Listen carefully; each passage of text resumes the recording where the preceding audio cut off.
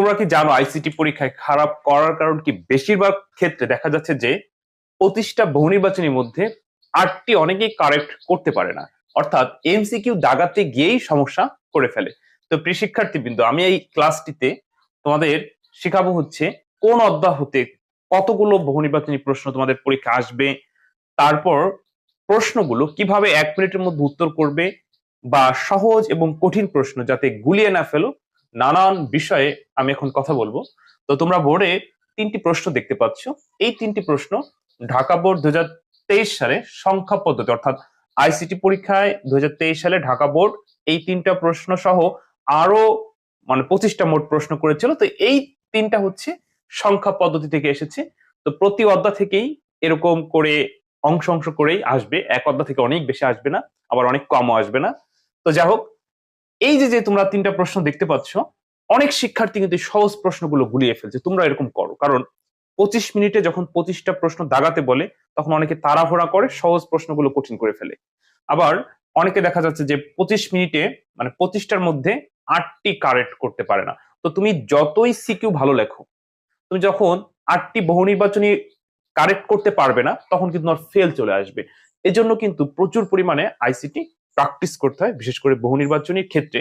কারণ কোনো না কোনো ভাবে তুমি সিকিউ অর্থাৎ সৃজনশীল লিখে পাশ করে যেতে পারো, কিন্তু যখন এরকম প্রশ্ন থাকে তখন 25টার মধ্যে 8টা অনেকেই কারেক্ট করতে পারে না। আচ্ছা, সেই সমস্যা সব এই যে সমস্যাগুলো তোমাদের কেন পারো না, বা সময়ের সাথে কি পারো না, না কোথা থেকে আসে বোঝো না, নানান কিছু নিয়ে আমি এখন কথা বলবো।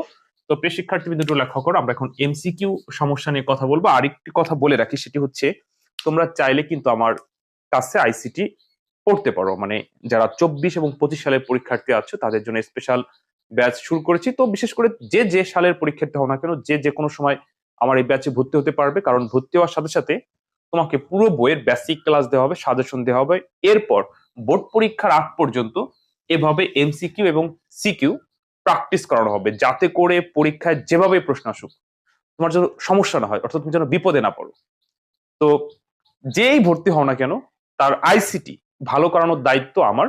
তো প্রিয় শিক্ষার্থীবৃন্দ, আইসিটি নিয়ে দুশ্চিন্তা না করে, ভয় না পেয়ে আমার এই হোয়াটসঅ্যাপ নাম্বার SMS করে আমার কাছে ভর্তি হয়ে নিতে পারো। বিশ্বাস করো, তোমার আইসিটিতে কোনো সমস্যা হবে না।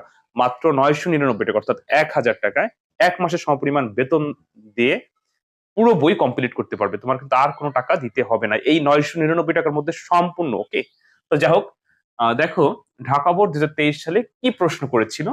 তোমরা যারা 24 বা 25 সালের পরীক্ষার্থী আছো, তোমাদের প্রথম অধ্যায় থেকে শুরু করে পঞ্চম অধ্যায় পর্যন্ত প্রশ্ন আসবে, অর্থাৎ প্রথম অধ্যায় থেকে পঞ্চম অধ্যায়ের ভিতরে প্রশ্ন করবে।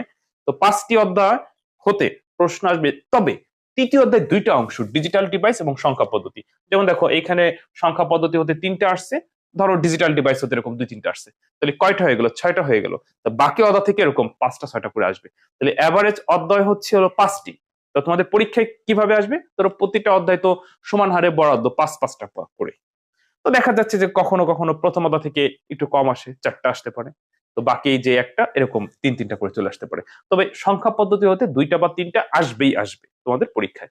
আচ্ছা, এবার এই প্রশ্নগুলো উত্তর করবে কিভাবে একটু বোর্ডে লক্ষ্য করো। তোমরা এখানে দেখতে পাচ্ছ যে 5A এর পরের সংখ্যাটি কত। তো 5A এর পরের সংখ্যাটি কত? তো তোমাদেরকে আমি বলছিলাম যে পরের সংখ্যা বললেই 1 যোগ। তো 5 এর পরের সংখ্যা কি 6A? না, কিন্তু অনেক শিক্ষার্থী কিন্তু ভুলে এই 6A দাগিয়ে ফেলছে। তাহলে সঠিক কত? যখনই এই কথাটি বলবে যে পরের সংখ্যা কত, তাহলে পরের সংখ্যা বলার সাথে সাথে তুমি এটার সাথে 1 যোগ দিবা। তো 5 এর সাথে যদি তুমি যে সংখ্যা পদ্ধতি থাকবে সেই সংখ্যা পদ্ধতি নিয়মে 1 যোগ দাও। তাহলে এ মানে তো এ মানে 10, 10 আর 1 11, 11 মানে কি বি, আর 5-এর জায়গায় 5, তাহলে সঠিক উত্তর হচ্ছে খ। আচ্ছা, এরপর একটা উদ্দীপক দিচ্ছে, এই উদ্দীপকের উপর ভিত্তি করে এই দুটি প্রশ্নের উত্তর করতে বলছে। এই জায়গায় হচ্ছে শিক্ষার্থীরা গুলিয়ে ফেলে। দেখো এই প্রশ্নটা কিন্তু একদম ইজি ছিল, তারপর অনেকেই গুলিয়ে ফেলছে। এত সহজ প্রশ্ন যে 5 এর পরে 5B, তারপর অনেকে বুঝতে পারে নাই। আর এবার আসো উদ্দীপক দিয়ে যখন আসবে, তো উদ্দীপকের যে প্রশ্নটা সেটা আমরা এইটা একটু বেশি সহজ দেখতে পাচ্ছি, এই জায়গায় একটু প্যাচ আছে, এইটা অনেকে ধরতে পারবে না। তো আমি এখন ব্যাখ্যা করে করে তোমাদেরকে বোঝাচ্ছি। আর যেটি বলছিলাম যে কিভাবে তোমরা 1 মিনিটের ভিতরে প্রশ্নগুলো উত্তর করবে, কোন অধ্যায় থেকে কিভাবে আসবে, এইটা বোঝানোর পরে আমি আলোচনা করে দিচ্ছি। দেখো, ক্লাসে শিক্ষক আতিককে তার বয়স জিজ্ঞাসা করেন। আতিক বলল তার বয়স বাইনারিতে এত, গল্প শেষ। তো এরকম ছিল যে উদ্দীপক পড়ে নিচে 7 এবং 8 নং প্রশ্ন উত্তর দাও, অর্থাৎ তোমার কাছে যে সেট থাকবে সেই সেটে যত দাগ নাম্বার আর কি। আচ্ছা, আতিকের বয়সের সমকক্ষ সংখ্যা হলো, এখানে 4টি অপশন দেওয়া আছে, অর্থাৎ এই যে বাইনারিতে যে বয়স আতিক বলল সেটা সমপরিমাণ কোনটি হবে। তো আমরা দেখতেছি যে 2টা অক্টালে আছে, একটা দশমিকে আছে, একটা হেক্সাডেসিমেলে আছে। তো উদ্দীপক তো দেওয়া আছে বাইনারিতে, তাহলে এবার এটার সাথে কোনটার মিল আছে তুমি কিভাবে 1 মিনিটের ভিতরে ক্যাচ করবা যে 1 মিনিটের ভিতরে কোনটি হবে। আচ্ছা, কয়েকটা উপায় আছে। যেমন এই যে লক্ষ্য করো, তোমরা সবাই জানো যে বাইনারি থেকে হেক্সাডেসিমেল হচ্ছে 4 বিট, বাইনারি থেকে অক্টাল হচ্ছে 3 বিট, বাইনারি থেকে দশমিকে বেজের উপর পাওয়ার ধরে গুণ করে সৃজনশীলে করতে হয়, কিন্তু বহু নির্বাচনী ক্ষেত্রে কৌশল অ্যাপ্লাই করে তুমি করতে পারো। যেমন কি কৌশল?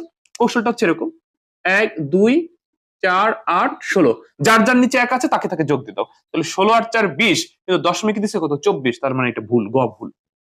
মানে এইভাবে বের করতে হয়, যে বললাম না যে 1 মিনিটে কিভাবে উত্তর করতে হয় কৌশলে।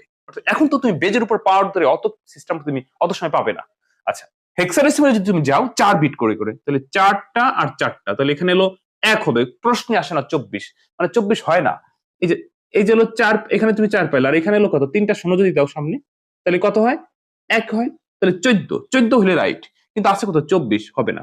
তাহলে তুমি কৌশলে কিভাবে 1 মিনিটের মধ্যে পারবে, সেক্ষেত্রে ওই যে তুমি জানো যে অক্টাল হচ্ছে 3 বিট, হেক্সা হচ্ছে 4 বিট, তো 3 বিটে যখন তুমি চিন্তা করবা, কল্পনার মাধ্যমে চিন্তা করো 3 বিট, এই যে 3টা নাও, তাহলে এই 3টা কত পাচ্ছ 4 পাচ্ছ, এখানে আছে কত 2টা, তাহলে সামনে একটা লাগবে, তাহলে 4 2 1, তাহলে এখানে পেলা হলো 2।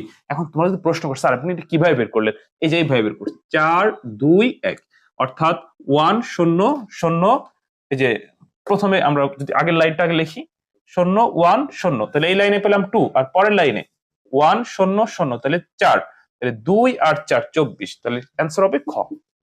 আচ্ছা, এই যে দেখো ঢাকা বোর্ডে 2023 সালে যে প্রশ্নগুলো করছে সংখ্যা পদ্ধতিতে এমসিকিউ, এই জায়গায় কি বলছে, 10 বছর পর আতিকের বয়স হেক্সাডেসিমেলে কত হবে, এখানে 10 বছর পর হবে। আচ্ছা, তো 10 বছর পর আতিকের বয়স হেক্সাডেসিমেলে কত হবে।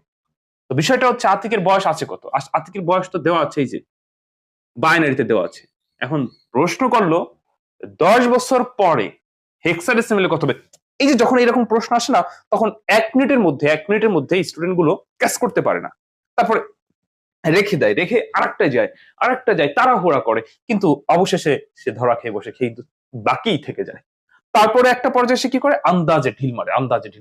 যখন আন্দাজে ঢিল মারা শুরু করে, তখন দেখা যাচ্ছে যে ঘটনাক্রমে তার 25টার মধ্যে 8টি হয় নাই, তখন কিন্তু ফেল চলে আসবে। এই জন্য তোমাকে সাবধান হতে হবে, আন্দাজে ঢিল মারা যাবে না, প্রচুর পরিমাণে প্র্যাকটিস করতে হবে, আর একটু কৌশল অ্যাপ্লাই করতে হবে, যাতে করে তুমি 1 মিনিটের ভিতরে উত্তর করতে পারো। কি কৌশল দেখো, 10 বছর পর আতিকের বয়স কত, ওই যে তুমি যখন এই দাগ নাম্বারটা চিন্তা করছিলে, তখন কিন্তু তুমি দশমিকে চিন্তা করছিলে এখানে কত হবে, তাহলে দশমিকে ছিল কত 20 পাইছিলা, দশমিকে কত হয়েছিল 20, তাহলে 10 আর 20 30, এবার 30কে তুমি হেক্সাডেসিমেলে নিলে অ্যান্সার পেয়ে যাইতো, মানে 30 বছরকে যদি তুমি হেক্সাডেসিমেলে কনভার্ট করতে, তাহলে কিন্তু তুমি অ্যান্সার পেয়ে যেতে। আমি কিন্তু অ্যান্সার বিভিন্ন ভাবে কৌশলে কিভাবে উত্তর করতে সেই কৌশলগুলো তোমাকে ধরাই দিচ্ছি, বা তুমি এইভাবে করতে পারো। 10 বছর পর আতিকের বয়স হেক্সাডেসিমেল কত, এই 10 মানে বাইনারিতে অন জিরো না, এই 10 মানে দশমিকে 10, তো দশমিকে 10 মানে বাইনারিতে হচ্ছে অন জিরো, তাহলে এটার সাথে অন জিরো যোগ করে, বাইনারি যোগ করে সেই যোগফলটাকে হেক্সাডেসিমেলে নিলে অ্যান্সার পাবা, তাতে হবে। বা এই যে দেখো, বা তুমি এই যে দেখতে পাচ্ছ অন জিরো 0 এটাকে যদি তুমি হেক্সাডেসিমেলে নাও, হেক্সাডেসিমেল হয় কত 14, কত হয় 14। এখন 10 বছর পরে, 10 বছর পর এটার সাথে মানে আর কত, মানে কত বছর পরে হেক্সাডেসিমেলে কত হবে, 10 বছর পরে আতিকের বয়স হেক্সাডেসিমেল কত হবে, এটা কৌশল। তুমি যখন এখানে চিন্তা করছিলা যে 14 হবে হেক্সাডেসিমেলে, তাহলে 10 বছর পর হেক্সাডেসিমেলে 10 মানে এটার সাথে এ যোগ দিলে কিন্তু অ্যান্সার পেয়ে যাচ্ছ। তাহলে কয়টা কৌশল বললাম, আমি কিন্তু 3টা বললাম, আমি একটু দেখাই এই পাশে, তাহলে আরো ভালো বুঝতে পারবা। ওই যে বলছিলাম যে দশমিকে পাইলা 20, তাহলে 20 আর 10 হচ্ছে 30, 30কে যদি তুমি হেক্সাডেসিমেল করো, 16 30 এর মধ্যে যায় কয়বার, একবার, 16 অক্ষে 16 আছে 30, তাহলে ভাগশেষ হচ্ছে 14, তাহলে 14 লেখা যায় না, 14 মানে আবার ভাগ, 16 একের মধ্যে যায় না, তাহলে ভাগফল 0, এখানে যা আছে তাই ভাগশেষ, নিচ থেকে উপরে লিখলে অ্যান্সার পেয়ে গেলাম অন ই, তাহলে অ্যান্সার হবে অন ই, খ। এবার যদি তুমি ওইভাবে না করে এইভাবেও বের করতে পারো যে এটাকে দশমিকে মানে হেক্সাডেসিমেলে নিলা, যেহেতু বলছে 10 বছর পর আর্থিকের বয়স হেক্সাডেসিমেলে কত হবে, হেক্সাডেসিমেলে কত পেলাম 14, কিভাবে বিট ধরে 14 সাথে 10 মানে এ, হেক্সাডেসিমেলে এ। এবার এই 14 সাথে যদি তুমি এ যোগ দাও তাহলে কিন্তু সেই অন ই হচ্ছে, মানে 10 আর 4 14 ই, হাতে নাই একের এক বসে গেল সেই ওয়ান ই। আবার তুমি বাইনারিতে যোগ করে অর্থাৎ এটার সাথে 10 যোগ দাও, 0 1 1 1 1। এখন তুমি এইটারে হেক্সাডেসিমেলে কনভার্ট করো, তাতে হয়ে যাবে।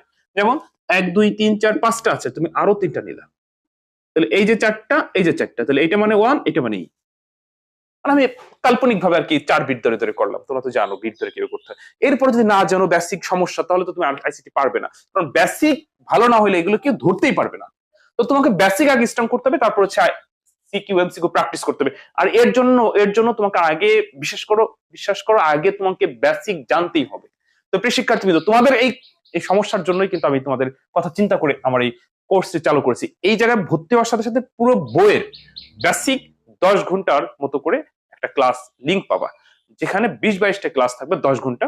ওই 20-22টা ক্লাস 10 ঘন্টা সময় ব্যয় করে তুমি পুরো বইয়ের বেসিক জেনে ফেলবা। তারপরে এই কৌশলগুলো আমি যখন লাইভে প্র্যাকটিস করাই দিব সিকিউ আর এমসিকিউ, তখন আর তোমার আইসিটিতে সমস্যা হবে না। আর ক এবং খ যেহেতু এটা থিওরি টাইপের, সেটা তো আর এরকম প্র্যাকটিসের বিষয় না। তো ক আর খ ভালো করার জন্য আমি তোমাদেরকে যে সাজেশন দিব, প্রত্যেক অধ্যায় থেকে 10টা করে উত্তর সহ, ওইটা পড়লেই 100% কমন পড়বে ইনশাল্লাহ। যেহেতু বিগত সালে যারা পরীক্ষা দিচ্ছে তাদের কমন পড়ছে, বা এই মুহূর্তে যারা টেস্ট পরীক্ষা দিচ্ছে তাদেরকে আমি সাজেশন দিচ্ছিলাম, তারাও বলছে কমন পড়ছে, তোমাদের কিন্তু কমন পড়বে। বা তোমাদের এই যে টেস্ট পরীক্ষা হচ্ছে, এখনো বিভিন্ন কলেজ বাকি আছে টেস্ট পরীক্ষা, তো সব কলেজের টেস্ট পরীক্ষা হলে আমরা যখন টেস্ট পেপারটা হাতে পাবো, তখন ওই টেস্ট পেপারটা বিশ্লেষণ করে করে বোঝা যাবে যে এই বছরের পরীক্ষার প্রশ্ন কেমন হবে। তো আমি প্রয়োজনে তোমাদের আরো নতুন সাজেশন তৈরি করে দিব, শর্ট করে উত্তর সহ, যাতে করে তোমরা সর্বোচ্চ নম্বর তুলতে পারো। তো প্রিয় শিক্ষার্থীবৃন্দ, সময় নষ্ট না করে তোমরা আমার কোর্সে ভর্তি হতে পারো, ইনশাআল্লাহ আইসিটিতে কোনো সমস্যা হবে না, যে যখন খুশি ভর্তি হতে পারবে। ভর্তি হওয়ার সাথে সাথে তোমাকে বেসিক ক্লাসের লিংক দেওয়া হবে, তারপরে লাইভে প্র্যাকটিস করানো হবে। আর কোনো কারণে যদি কেউ কোনো লাইভ ক্লাস মিস করে থাকো বা মিস করেছো, তো সেক্ষেত্রে সেই ক্লাসটিও রেকর্ডেড থাকবে। এসব নিয়ে ভাবতে হবে না, টোটালি তোমার আইসিটি ভালো করানোর দায়িত্ব আমার। তো প্রিয় শিক্ষার্থীবৃন্দ, আইসিটি নিয়ে দুশ্চিন্তা ভয় না করে তোমরা দ্রুত আমার কোর্সে ভর্তি হয়ে যাও। আর ওই যে বললাম না, আইসিটি কিন্তু এই যে অনেকটা ঝামেলার সাবজেক্ট হচ্ছে, এমসিকিউ তে অনেকেই 25টার মধ্যে 8টা কারেক্ট করতে পারে, তখন ফেল চলে আসে। দেখছো তুমি সব সাবজেক্টে ভালো করছো, কিন্তু কোনো কোনো কারণে যদি এমসিকিউ 25টার মধ্যে 8টা না হয়, তখন কিন্তু ধরা খেয়ে যাবে। ওকে, তো এখনো সময় আছে, পড়াশোনা মনোযোগ সহকারে করো। আর আইসিটি নিয়ে যদি দুশ্চিন্তায় ভয় থাকো, আইসিটি সমস্যার সমাধান এই কোর্সে।